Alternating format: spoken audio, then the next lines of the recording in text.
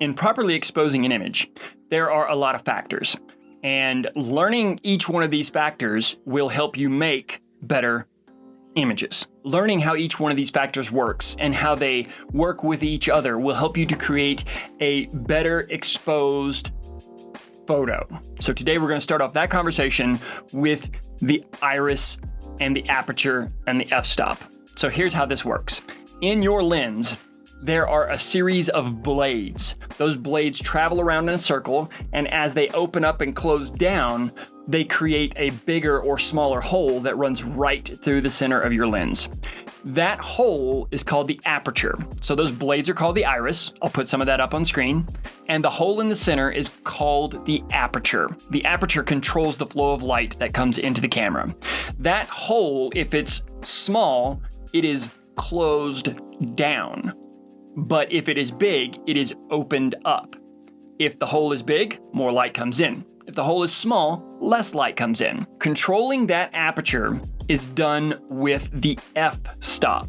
The f-stop on the back of your camera is what controls the size of that hole. So the f-stop number and the size of the hole are kind of backwards. It's a little weird. So the smaller the number on the f-stop, the bigger the hole.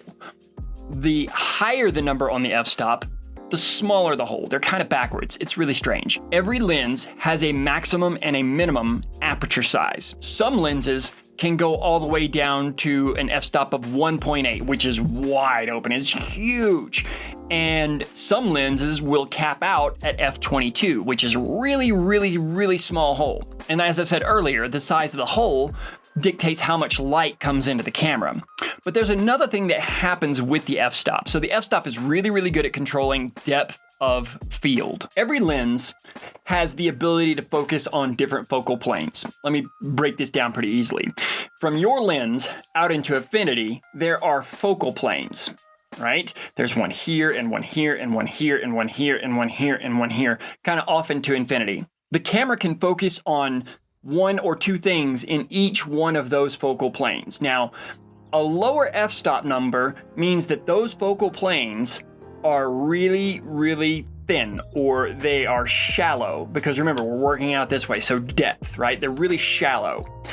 But the higher the f-stop number, the bigger the focal plane. Let me give you an example. If you look at this scene right here, what I'm filming, I am in focus, right? But you'll notice that my background is kind of thrown out of focus, and if I put my fingers up into the lens, they're out of focus, right? I have a shallow depth of field, or I have a shallow or small focal plane right here on me. This is what you can focus. What's right here in front of me, what's right behind me, and then me. But if I were to increase the f-stop, that would mean that more things would be in focus. So for example, a shallow depth of field, boom, shallow depth of field. So remember, we're looking out this way. A shallow depth of field. If you were taking a picture of Bob, you would be able to get Bob in focus. Whatever was in front of Bob, you couldn't get in focus. Whatever was behind Bob, you couldn't get in focus. And that is because you have a shallow depth of field, or the aperture is wide open. If you want to get more things in focus, you need a deeper depth of field, which means you need to increase the focal plane. You do that by taking the f-stop number up. So the f-stop number goes up, the aperture closes down, and that allows you to put more things in focus.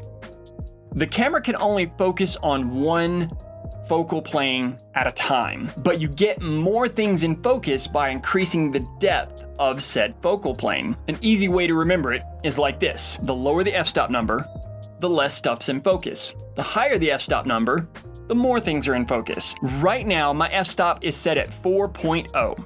This is a 24-105 lens, and that is as low as it can go. So right now the f-stop is at 4.0.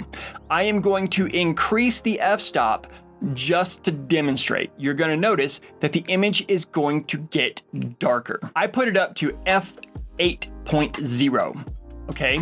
So you'll notice that my image is darker. Now, if you could see more of the stuff in the background, you would see that more stuff is focused. My focal plane has gotten bigger, but my image has gotten darker. So now I'm gonna go backwards. I'm gonna go from f8.0 all the way to f4.0. So you can see how the light in the image changes as we reduce our f-stop number. f7.1, f6.3, f5.6, f5.0, f4.5, and here we are back to the original, the f4.0. Here are your rule of thumbs and your takeaways from f-stop. Inside of your lens, there is an iris. That iris is a series of blades. Those blades create a hole, and through that hole, light passes into the camera. That hole is called the aperture. The aperture controls how much light gets into the camera. The higher the f-stop number, the darker the image. The lower the f-stop number, the brighter the image. Higher f-stop, less light. Lower f-stop, more light. But the aperture and the f-stop and the iris and your lens, all of them kind of work hand in hand together. That controls the depth of field, how much stuff is in focus. So a good way to think of it is like this. The higher the f-stop number, more stuff's in focus. The lower the f-stop number, less stuff's in focus. If you want a deeper depth of field, you need a higher f-stop. If you want a more shallow depth of field, you need a lower f-stop. And that is how f-stop works.